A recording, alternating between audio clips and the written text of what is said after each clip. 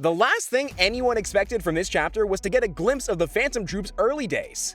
We've got some forward motion in the hunt for the Hylia, but actually seeing Meteor City and its people, including one very surprising face? No wasting time, let's get to it. We open Hunter x Hunter 395 on Hinrig Began Duffno finishing up his cat-based surveillance of the passenger area from last time. He's sure at this point that the Hylia are warping to reach their hideout. He's been studying the area for a while and spotted two members of the Hylia acting strangely. Hinrig witnessed a pair who seemed to be the now-deceased Padai and disappointed conjurer Belay keep entering the passenger section. But somehow the two never walk out of it, despite that portion of the boat only having one way in or out. They don't even seem to be trying to hide it. For a bunch of serial killers, the Hylia family isn't that great at stealth. Now that Hinrig's seen it firsthand, he's satisfied enough to draw a firm conclusion. Technically, this could be a secret tunnel, but the underboss has a basic grasp of pattern recognition. He remembers the Nen trap in room 3101. He's confident that the Hylia headquarters is accessed via some kind of Nen ability too. He's already off to report as much to the Shiyu/Cha'ar Kill the Hylia meeting that his fellow underboss Kenny Wang is already chairing. Kenny checks on the current state of affairs as Hinrig walks in. The military have located the Hylia's main base on Tier 3, and the room where the prince's militia found the shopkeeper's corpse. That one's now sealed off, as one of the Mafia goons confirms. Unfortunately, the Hylia weren't at their official base. They don't have an easy point to target for wiping out the killers. Kenny isn't deterred, however. They're already aware of the likely hidden room behind room 3101. He already has the spiders looking into it led by Nobunaga. In the meantime, the two families will stalk the pair Hinrig found. If possible, they'll bring them in alive. It'll avoid more police involvement if they just extract information directly like that. Zakuro and Lynch from the Shiyu chime in at that. They can't help with covertly hunting the Hylia since their faces are known thanks to that last fight. Still, they're down to take the blame if the surveillance team ends up killing the other mobsters. Hinrig checks that Wang filled the Troupe in on the hidden door. The second underboss responds dismissively. Of course he passed that on. But that didn't matter to Nobunaga. The Phantom Troupe don't care one bit if there's a trap. We cut to the spiders, already standing outside the cabin door. Faitan is knocking politely while Nobunaga and Finks hang back. A poorly shaven Hylia goon stumbles towards the door, yelling out complaints at the intrusion. He's just opened the door a crack before Faitan's blade is resting just in front of his nose. The Phantom gives the gangster a glare full of murderous intent. The two others follow Fai into the cabin. Nobunaga's turned to the door, suggesting they start by checking that. Finks, however, suggests they should look into the toilet first instead. The hidden chamber is supposed to connect to all of these rooms, so it has to be something in common between them all. The outer door may be a trap. Nobunaga snarks that he doesn't give a damn about some minor teleportation trickery. Finks agrees that it wouldn't be a problem for the samurai if they could be sure it just teleported him somewhere on board, but it could just as easily dump the spiders beneath the ocean. There's no way to know, so for now, they should take care. Nobunaga remains skeptical, dubious that their targets would waste the chance at a kill, but he accepts Finks' words as basically right. It makes sense to stay as safe as possible. As such, he draws his sword and uses it to slowly open the toilet door from across the room. At first, there's nothing. Seeing no immediate signs of a trap, Nobunaga steps forward and swiftly cuts a square out of the wall with one smooth pass of his blade. The section of paneling falls away, revealing a dark chamber behind the toilet stall. They've found it. Faitan gestures to the Hylia goon, ordering him to go ahead of them into the darkness. The gangster protests, not wanting to risk his neck against whatever's lurking back there. But unfortunately for him, Faitan wasn't asking. The spider brings his blade closer to the luckless mook's neck, making his point clear. With a glum expression, the former sentry crawls over the toilet and into the darkened chamber beyond. The man seems as surprised as the Troupe by what he finds. Nothing. A few lights are still burning and there's clear signs of habitation, but it's clear whoever was here has bailed out. Faitan notes the water and supplies left out. Whoever had been here must have left in a hurry. Finks agrees, but notes that something strange is going on. If their targets bailed out of a lair this quickly, they must have been able to detect the spiders before they arrived. If the Hylia are that competent, how come the last guy they killed was a rookie with powerful Nen but no skill? The Troupe are starting to piece together a bit of how the Hylia family works and how sharply their skill levels vary. Nobunaga suggests their last fight could have been a sacrificial ploy on the Mafia's part. Send out a guy to get killed in order to keep the others in line. He studies one of the glow spheres, remarking that the Hylia aren't that dissimilar to the Phantom Troupe. They're a family. Losing one member of the team has a big impact on the rest of them. Finks looks annoyed by that idea. He's not going to let Nobunaga slander their group's good name. As far as he's concerned, the Troupe and the Hylia are nothing alike. The spiders don't take rookies, sorry Kaluto, and they don't want to destroy the world. Nobunaga, however, still doesn't quite agree. That may be how things are for the Phantom Troupe now, but he can remember in the beginning, back when the group was starting out. They were just a bunch of kids fueled by anger and despair, looking for a purpose. Wanting to tear everything down comes naturally when you're born with nothing. We go from Nobunaga's musing to a gorgeous splash page of the scrapyard around Meteor City. There's a handful of visible houses in the foreground, but the piles of trash stretch as far as you can see, dominating everything. There's a mountain range in the distance, and the garbage seems to reach up towards it. Little hills of rubbish that you could climb up to reach the peak of the world. This is the place most of the Phantom Troupe grew up in. And in the midst of this dump, beneath plumes of smoke from trash fires, a young scavenger has found a rare treasure, a VHS tape. The kid who picked the cassette out of the garbage throws it over to Franklin Bordeaux, who is happy to see this amazing find. Foreign media is a rare prize. The young boy hopes out loud that this tape holds anime or something else with easy-to-follow action. They'd found a tape before, but it was some kind of lecture in a foreign language. A fair-haired kid pipes up, perhaps a young Shellnark. He explains that the last video had been part 20 of a lengthy series all about how to translate Germa into Jana. And these kids didn't know either of those languages. It was ultimately both boring and useless for them. The scruffy kid's pretty philosophical about the loss, though. As far as he's concerned, the suspense of not knowing what's on the tape is half the fun. It's like their version of gambling. He just wishes they had longer to search before Uvo kicked them out. And speak of the devil, a young Chrollo joins his friends, anxious. They're all in trouble now. Uvo's watcher, Machi, has spotted them, and sure enough, we see a familiar figure standing atop a nearby pile of trash, yelling that the other kids have guts for invading his kingdom. He's younger, a bit scrawnier than before, but there's no mistaking Uvojin. And yes, the young girl hunched over at his side is clearly Machi. The two glare down at the other kids, annoyed at this sign of trespassing in their domain. Uvo has a simple offer for the three interlopers. If they hand the tape over now, he'll only kill them once. Refuse and he'll kill them 10 times. Even this young, he goes all in. The blonde kid takes off with a grin, calling Uvojin a moron. If they're dying either way, why not run? Unfortunately, a well-thrown iron bar clocks him right across the head. The luckless urchin falls to the ground as Uvo snarls. That's 1 death down, 9 still to go. Uvojin jumps off of his mountain, heading right for the interlopers. Franklin passes the tape to Chrollo, telling him to check what's on it. As far as the two of them are concerned, whatever this is belongs to everyone. Uvo shouldn't be allowed to hoard it. Chrollo is already running as Franklin turns back to their attacker. He's not remotely scared of Uvojin. In fact, he fires off a few lines of snark. What kind of moron considers a trash heap like this their kingdom?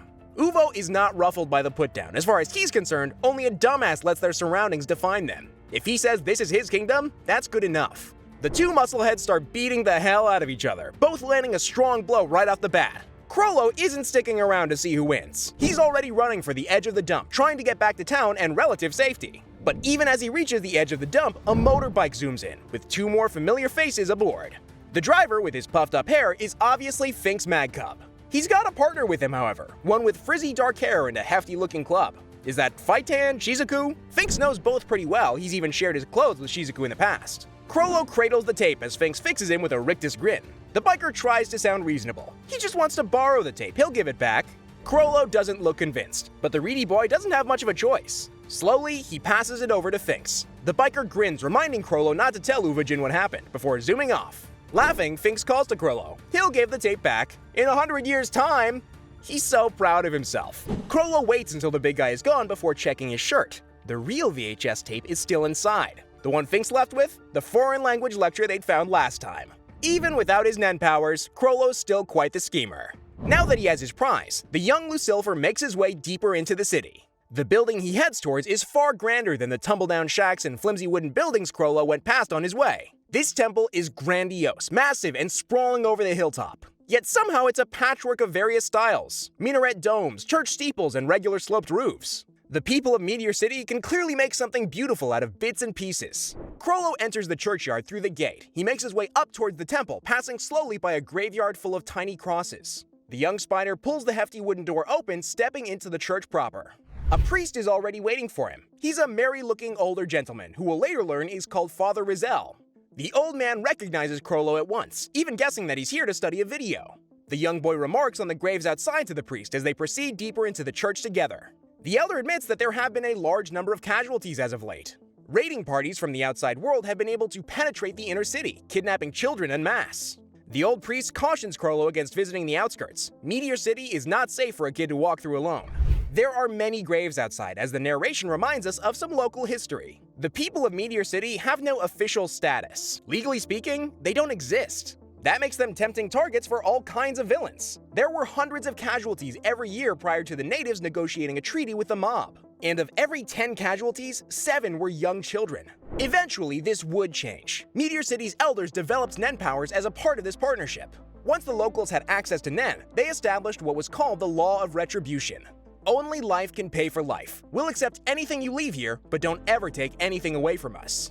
The spiders are growing up in the transition period between the two eras, just as Meteor City was starting to be able to defend itself. However, all of this isn't much of a worry for Chrollo yet. The young boy has finally reached the video screening room and steps away from Father Rizal.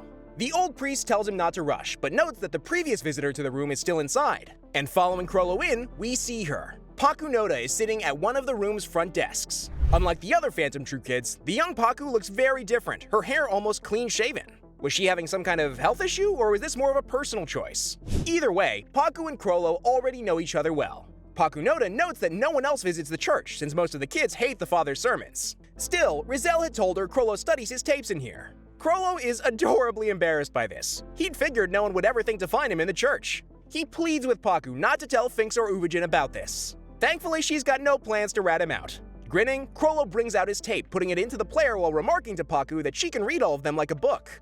The shaven blonde replies that even she can't always tell what they're thinking, staring at Chrollo for a second as the VHS starts to whir to life. The two kids stare at the static-filled screen for a second, not sure what to make of this. Chrollo eventually begins to panic, worrying that this could have been a completely blank VHS. All that running and trickery for nothing. Paku Noda can't resist teasing him a little, pointing out that this totally could be a completely new tape.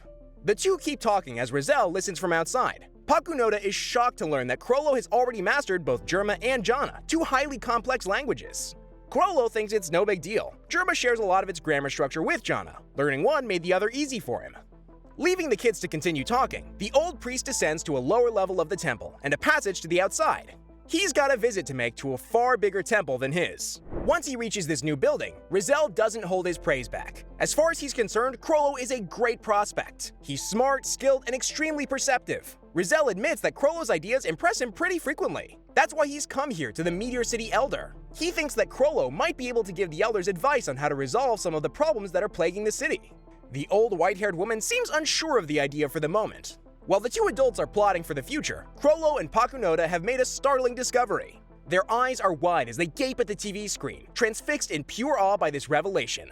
Hidden on this videotape is something strange, mysterious yet alluring. Sentai?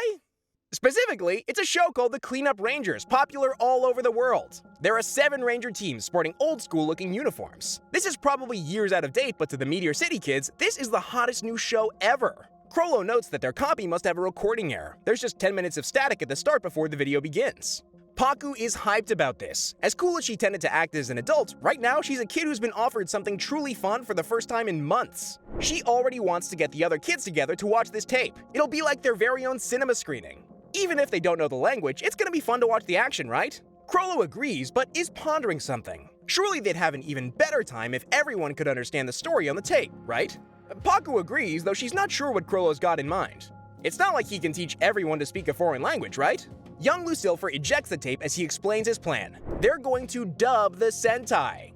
That's right, we had the group's name wrong this whole time. The Phantom Troupe were actually the Fan Dub Troupe all along. Chrollo volunteers to write the script. He's the only one fluent in the language. It has to fall to him. He wants Paku to play the Pink Cleanup Ranger. Paku acts disinterested but gives ground immediately, claiming she can't say no to her little bro. Chrollo objects to that, claiming he's older than her. Paku responds that he sure doesn't act like it. It's clear these two have been squabbling like this for a while, family or not. Still, they blatantly care for one another too. Soon enough, the moment passes and Chrollo has one more favor to ask of Paku Noda. This time, Paku can guess what her little brother has in mind. He wants her to recruit a couple of other girls, Sheila and Sarasa, to play the Purple and Orange Cleanup Rangers. Apparently, the 3 female Cleanup Rangers have a fun dynamic, so the dub needs each of them to have a distinct voice to work. Chrollo is briefly struck silent by this. Once he does find the words, he's beaming. Paku has it exactly right. Chrollo loves her dearly. Paku seems a bit surprised to hear that. Somehow those words are hard for her to process. Ultimately, she walks off, telling Chrollo not to sweet-talk her. The young boy follows behind her, confused and protesting that he totally meant what he said. Were these two literal family, or was Paku Noda young Chrollo's crush? It's hard to tell with just this brief glimpse into their lives. Either way, soon enough, Sheila and Sarasa have been located. Sarasa is hyped up for this, balling her hands into fists and proclaiming that this sounds awesome. She looks like she's ready to fist bump the sky in celebration of this chance to be a cleanup ranger. Sheila is less enthusiastic, but happy to join in if Sarasa is going to play a part. Paku Noda shushes the pair. The final screening's on Sunday at the church auditorium, but they can't let Uvajin, Finks, and the others find out. The sudden shushing has caused Sheila to drop her prized book. As she tries to retrieve it from the ground, Sarasa ruefully notes that Uvajin tends to lash out at things when he's not allowed to be the center of attention. Plus, he's a chatterbox. It'll just lead to someone else showing up to steal their treasured tape. As the trio return to the church to record the dub, Pakunoda asks what Sheila is reading. She cheerily responds that it's Dino Hunter, and while this moment is seemingly innocuous, this is the chapter's deepest cut. That simple reference to a book confirms that this Sheila is the same person who would much later meet Kurapika on the outskirts of Kurta clan territory. She was almost dying of dehydration when Kurapika and his friend found her, and it's Sheila and her Hunter D book that taught the pair about the outside world.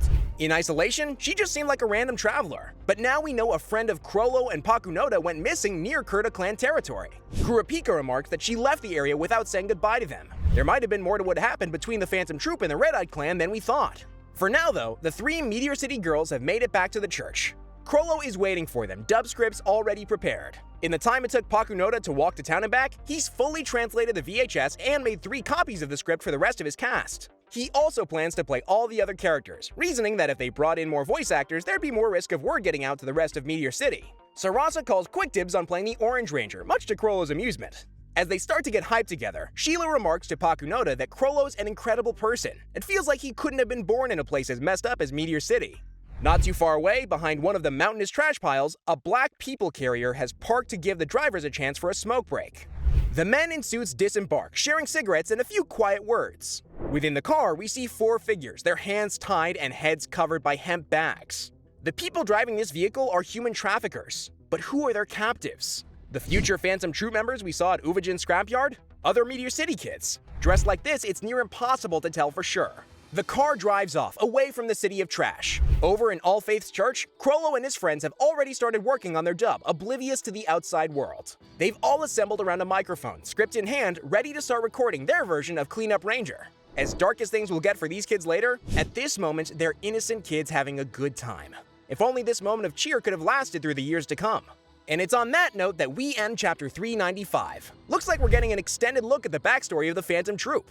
Who were those figures the men in the black truck kidnapped? Where's Nobunaga in all this? For the narrator of this flashback, he's been oddly absent so far. Let us know your thoughts about where the samurai's hiding in the comments below. Thanks for watching, I've been Jack Stansbury, and have an awesome day!